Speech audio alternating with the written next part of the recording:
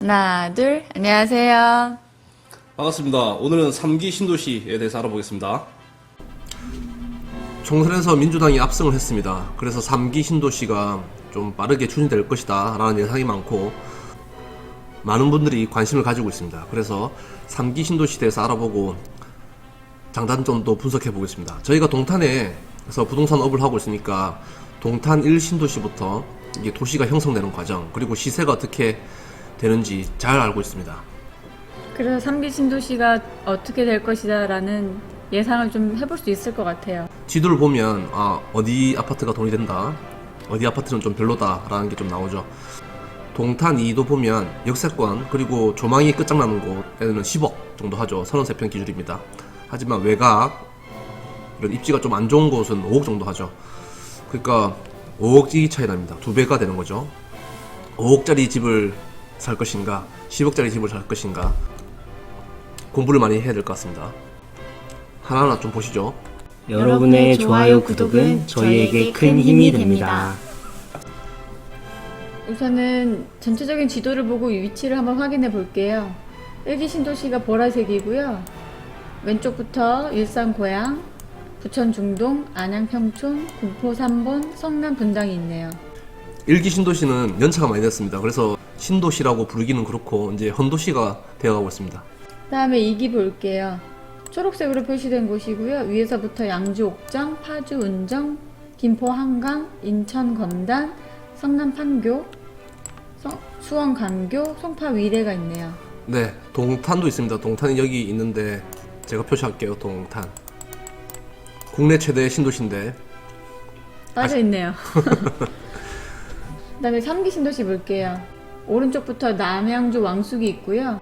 왼쪽에 고양 창릉, 그 다음에 인천 계양, 부천 대장이 있네요. 그 다음에 하남 교산이 있고요. 과천은 있긴 한데 이게 330제곱미터 이하기 때문에 중소규모 택지로 분류가 됩니다. 이 5개 신도시 중에 어느 게 가장 괜찮냐라고 하면 당연히 하남 교산이죠. 왜냐면 1기 신도시에서는 분당이 가장 비싸고요. 2기 신도시는 판교가 가장 비쌉니다. 위례가 판교보다 조금 더 가깝지만 서울의 접근성이 더 우수하고요. 그리고 양질의 일자리가 있습니다. 그래서 강남까지 걸리는 시간 그리고 일자리 이걸 생각하시면서 집을 선택하면 실패 확률이 거의 없습니다. 그럼 4월 17일에 나온 주택 공급에 관한 규칙이 있잖아요. 네, 수도권 투기과열지구인 주택건설지역에서 거주기간이 변경이 됐어요. 옛날에는 1년 이상이었는데 2년 이상 거주해야 1순위로 청약을 할 수 있게. 네, 그 다음에 재당첨 제한기간도 변경이 돼서 분양가 상한제 주택이나 투기과열 지역에서는 5년에서 10년 재당첨 제한이 있어요. 네, 그 다음에 청약과열지구는 5년에서 7년. 7년입니다. 겹치면 과한 것을 적용한다고 하니까 겹치면 10년짜리가 적용되겠네요. 네, 20년 4월 17일부터니까 지금은 2년 거주를 해야 1순위를 받을 수 있는 겁니다. 내가 가점이 높고 생활권이 그 신도시에서 해결할 수 있으면 가야죠. 네, 대규모 택지지구 당첨자 선정 기준이 있잖아요. 네, 우선 서울 인천광역시는 그 지역 거주자에게 50% 공급하고 그 다음에 그 외 수도권에 50% 공급한대요. 네. 그래서 인천이면 인천은 50%, 서울하고 경기도가 50%입니다. 그 다음에 경기도 경우에는 지역 거주자에게 30% 먼저 주고요. 그 다음에 경기도 거주자에게 20%, 그 다음에 그 외 수도권 지역에 50%를 공급한다고 하네요. 네, 수원시일 경우는 수원시가 30%, 그리고 경기도에서 20%, 서울, 인천이 50%입니다. 작년 5월 달에 수도권 주택 30만호 3기 신도시가 발표가 되었습니다. 그래서 신도시 개발 방향은 서울 도심까지 30분 내 출퇴근 가능한 도시고, 그리고 일자리 자족 도시로 만들 수 있도록 설계가 되었습니다. 그리고 자녀 키우기 좋고 친환경적인 도시입니다. 국공립 어린이집, 유치원도 100% 국공립이고 전문가와 지방자치단체가 함께 만드는 도시랍니다. 개발 방향을 보면 1, 2 신도시의 단점을 보완하겠다는 내용인 것 같아요. 네, 저번 달 3월 30일 날 왕숙, 교산, 인천 계양이 마스터 플랜 공모 당선작이 발표되었습니다. 그래서 내년부터 입주자 모집이라고 했는데 제목은 자세히 들여다보면 21년 말부터 사업 속도가 빠른 곳은 된다고 하니까 실제로는 22년으로 보시면 될 것 같습니다. 그리고 남양주, 왕숙, 하남, 교산, 인천, 계양이 지구 지정이 완료되고 지구 계획 수립 중입니다. 그래서 가장 빠르고요. 고양이랑 부천이 그 이후입니다.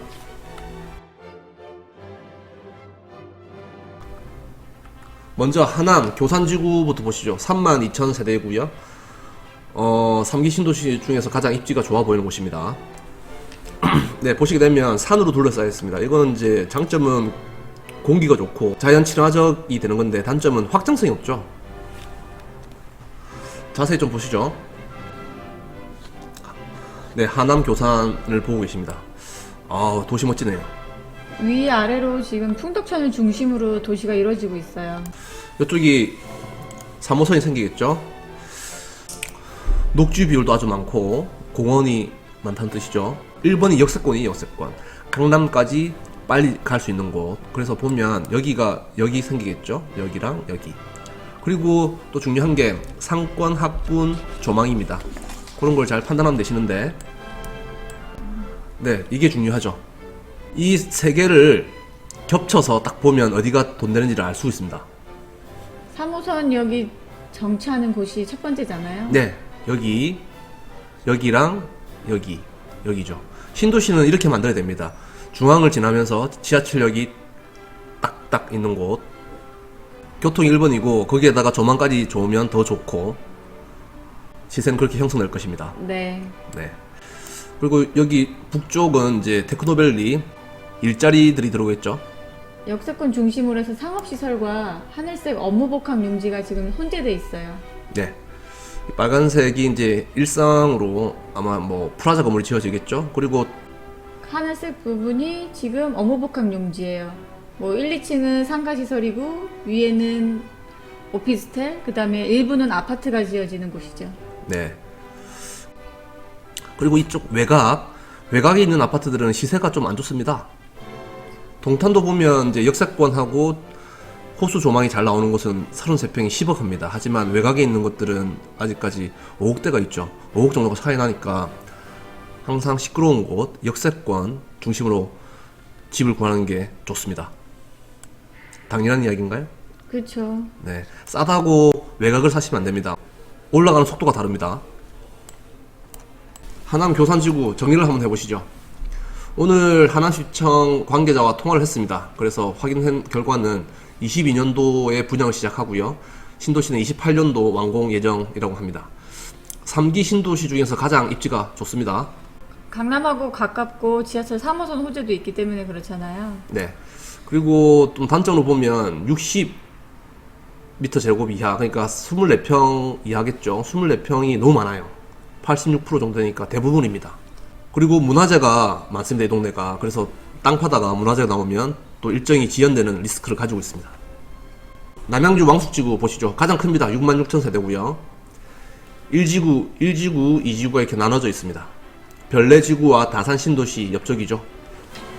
여기서 가장 큰 호재는 GTX-B입니다. 송도에서 출발해서 마석까지 가는 건데 별내와 호평 사이에 GTX역을 신설한다는 내용입니다. GTX-B도 좋죠. 일자리가 많은 여의도도 지나고 서울역도 지나고. 자세히 알아보시죠. 예, 왕숙 1지구입니다. 역시나 멋있네요. 네. 여기가 보면 이제 GTX역이 생길 위치죠. 그러니까 인근에 건물도 높고 상업시설들, 편의시설들이 다 들어올 것 같습니다. 왕숙지구도 마찬가지로 수변지역을 특화한다고 하네요. 네, 여기 수변. 아까도 말씀드렸듯이 1번이 교통이에요. 그래서 역세권이 가장 중요하고 그 다음에 조망이 나오면서 접근성이 좋은 곳, 이런 곳이 집값이 많이 오릅니다. 여기입니다. 여기 아까 사진 본 것처럼. 그래서 여기가 가장 좋고요. 위쪽에는 4호선 진접선이 있습니다. 여기 GTX-B와 진접선을 연결하는 게 SBRT예요. SBRT 까만색 부분, 요 부분. SBRT가 뭐냐? 이제 슈퍼 BRT라고 하는데 신호가 걸리지 않고 바로바로 가는 버스인데 이게 철도나 이런 것보다는 확실히 효과가 작다 라고 생각됐죠.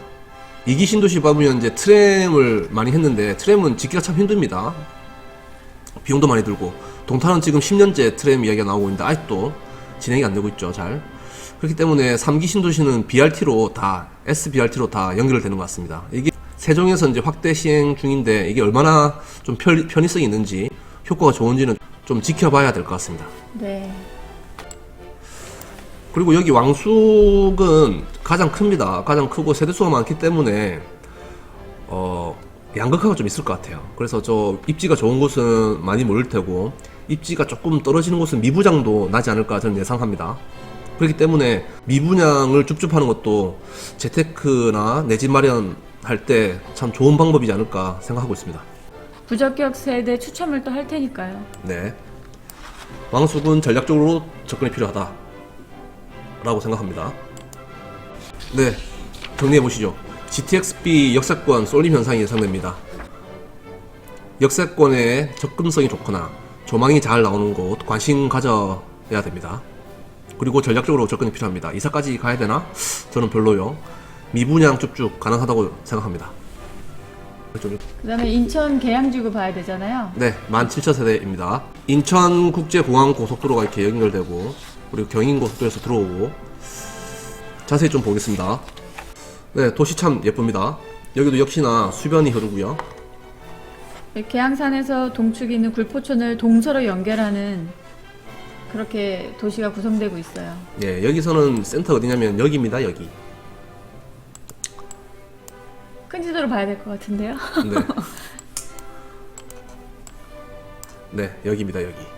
여기가 보면 이제 대장지구랑 마곡지구, 김포공항을 연결한 곳이 여기예요. 여기. 박촌역까지 가고 이 표시가 잘 안 보이겠지만 여기입니다. 여기. 여기 보면 복합 환승센터라고 돼 있어요. SBRT 스테이션이고. 네. 교통 보시죠.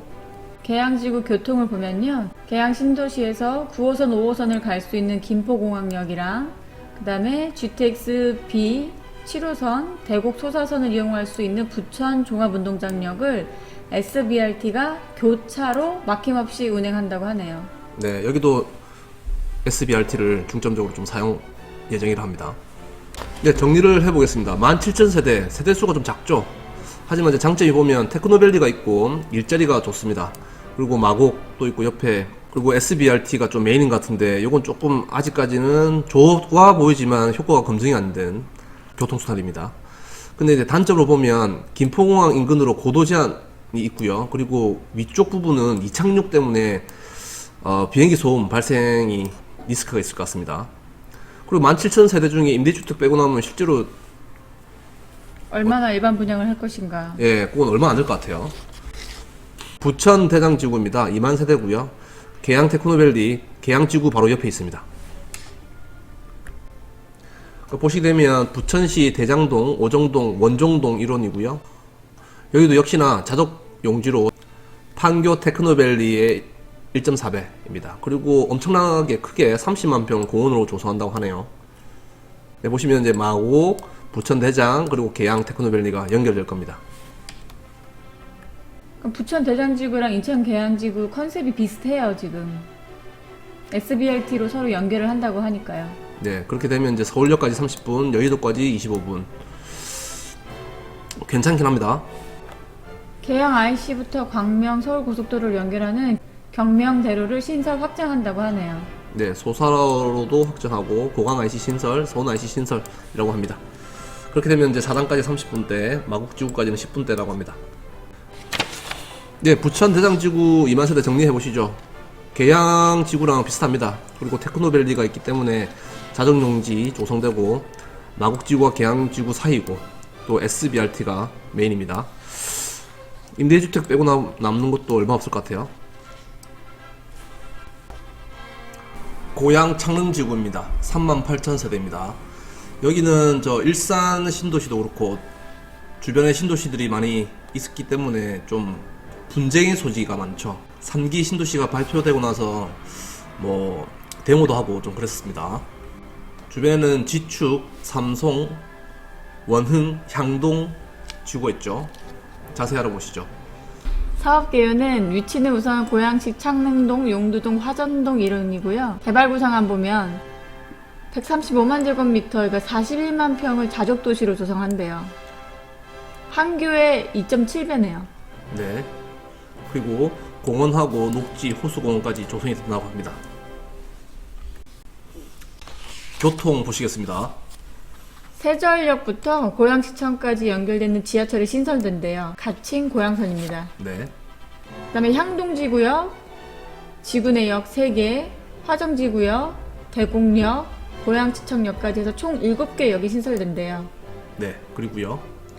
지구 남측의 화전역과 지하철 신설역을 BRT로 연결한다고 합니다.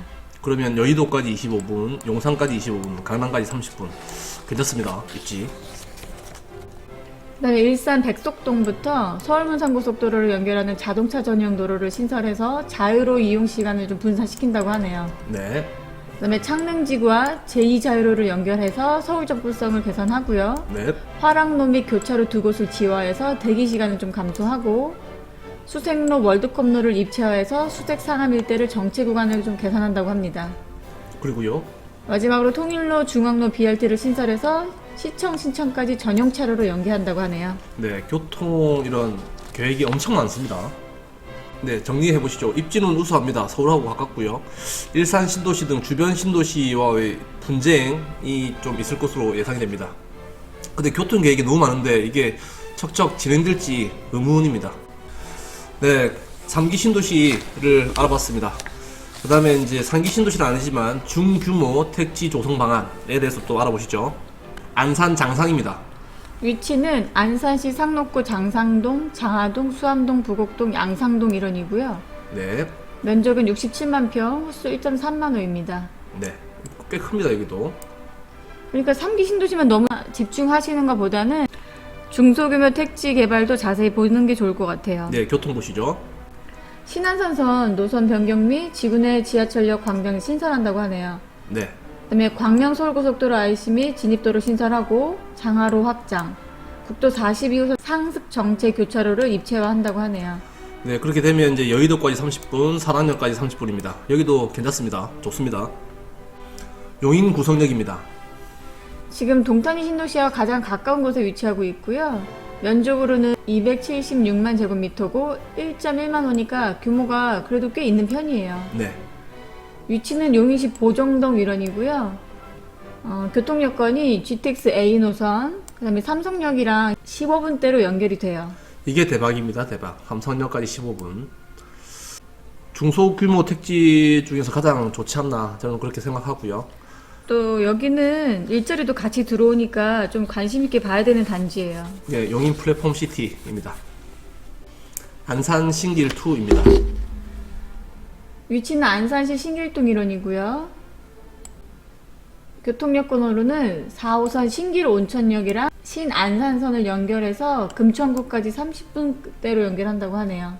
네, 그리고 영동고속도로 서해안선 통하면 금천구까지 또 20분. 신길 정안간 도로 신설 및 지하차도 2개소를 신설하고요. 네, 나쁘지 않은 것 같습니다. 수원 당수 2입니다. 위치는 수원시 당수동 일원이고요. 교통여건이 아주 좋아요. 신분당선 연장해서 강남역이랑 지금 40분대 들어가니까요. 네, 대박입니다. 그다음에 금곡 444도로를 또 확장하고 당수 원활도로를 신설하고요. 사당역까지 그럼 또 40분대 진입이 가능해요. 네. 그리고 역시나 공원을 이제 36% 정도 많이 만듭니다. 네, 신도시만 기다리면 안 되죠. 이런 중소규모 택지 개발 기준도 보시고, 그리고 인근에 아파트 분양하는 거 있으면 같이 검토하는 게 좋습니다. 왜냐면 또 신도시가 계획대로 잘 되지 않습니다. 예를 들어 보시죠. 2기 신도시는 2003년부터 건설된 신도시를 말합니다. 2004년부터 이제 짓기 시작해야 되는데, 고덕이랑 검단은 지금 진행 중이죠. 고덕은 이제 몇 년 됐고, 검단은 지금 막 하고 있어요. 그러니까 2003년도인데, 지금 2020년도니까 17년 지났네요. 발표는 언제 하고 삽은 언제 뜨는지. 네. 그러니까 너무 신도시만 기다리시면 안 됩니다. 이게 5개 신도시가 계획대로 잘 될 수도 있지만 좀 일부 신도시들은 지연이 되고 한참 나중에 될 수도 있습니다. 그리고 교통 호재들이 많죠. 교통 계획이 많은데 실제로 교통 계획이 이렇게 척척 진행되지가 않습니다. 왜냐면 2009년도 기사입니다. 2009년도 기사인데 그래서 GTX를 2016년도에 첫 노선을 개통하겠다 했는데 지금은 20년도고요. 23년이 많이 나오기만 실질적으로 보면 25년도에 개통이 될 것 같아요. 경기도에서 그때 당시 경기도에서 발표했던 내용하고 또 10년 정도 차이가 나네요. 그리고 또 지금 어떤 분들은 25년도 희박하다고 얘기하시는 분들도 있어요. 네, 빨라야 25년입니다. 그러니까 너무 교통 호재를 너무 믿으면 안 된다. 교통이 이거는 국가 정책이기 때문에 되긴 될 거예요. 근데 언제 될지는 사실 그게 좀 힘든 거죠. 이번 총선에서도 국회의원들이 전부 교통 공약을 많이 냈어요. 근데 실질적으로 이걸 진행하는 주체는 국토부와 경기도 이런 지방 정부죠. 그렇죠. 그러니까 국회의원은 사실 그 집행력이 없는 사람들이에요. 네, 그러니까 공약만 낭보하고 사람들 표심만 자극하는데 실질적으로는 큰 상관은 없다고 봐야 됩니다. 3기 신도시 좋습니다. 입지 좋고요. 1기, 2기보다 더 가깝게 서울에 더 가깝게 배치가 되어 있습니다. 지도를 잘 보셔야지 이제 돈을 벌 수 있는 거고요. 내용이 도움이 되었다면 좋아요 눌러주세요. 계속해서 부동산 소식을 듣고 싶다면 구독 부탁드립니다. 정리 한번 해보시죠. 첫 번째로 3기 신도시 중 하남 교산이 가장 좋아 보여요. 네, 그리고 발표되는 교통 정책을 전적으로 믿지 말았으면 좋겠습니다. 집값은 이 부동산은 발표될 때 한 번 오르고 착공될 때 오르고 또 완공되면 오르죠. 실질적으로는 착공이 돼야지 확실한 겁니다. 세 번째로 3기 신도시만 기다리면 큰 실수를 할 수 있을 것 같아요. 네, 여기 몰빵하지 마시고 다각도로 좀 다른 아파트들 검토를 좀 해보시고요. 그래서 과천, 용인 등 중소규모 택지가 좀 주목해야 되는 곳이에요. 네, 과천 용인 구선역 가장 좋아 보이고요.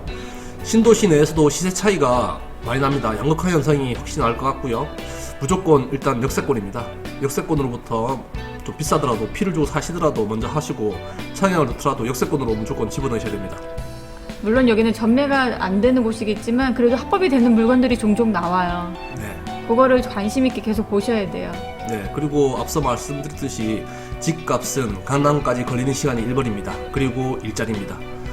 이걸 잘 판단하시고 3기 신도시 그리고 중규모 택지 관심 가지시기 바랍니다. 국토부에서 보도 자료가 나올 때마다 업데이트해서 유튜브를 업로드하도록 하겠습니다. 감사합니다. 동탄대장이었습니다. 감사합니다. 카린 봄날이었습니다.